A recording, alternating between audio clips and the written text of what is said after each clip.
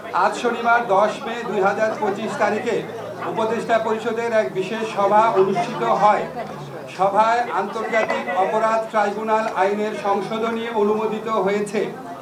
সংশোধনী অনুযায়ী আন্তর্জাতিক অপরাধ ট্রাইব্যুনাল কোনো রাজনৈতিক দল, তার অঙ্গ সংগঠন বা সমর্থক গোষ্ঠীকে শাস্তি দিতে পারবে। উপদেষ্টা পরিষদের বৈঠকে আন্তর্জাতিক অপরাধ ট্রাইব্যুনালে বাংলাদেশের আওয়ামী লীগ ও তার নেতাদের বিচার কার্য সম্পন্ন না হওয়া পর্যন্ত দেশের নিরাপত্তা ও সার্বভৌমত্ব রক্ষা, জুলাই আন্দোলনের নেতাকর্মীদের নিরাপত্তা এবং আন্তর্জাতিক অপরাধ ট্রাইব্যুনালের বাদী ও সাক্ষীদের সুরক্ষার জন্য সন্ত্রাস বিরোধী আইনের অধীনে সাইবার স্পেস সহ আওয়ামী লীগের যাবতীয় কার্যক্রম নিষিদ্ধ করার সিদ্ধান্ত গ্রহণ করা হয়েছে। এ বিষয়ে প্রয়োজনীয় পরিপত্র পরবর্তী কর্মদিবসে জারি করা হবে।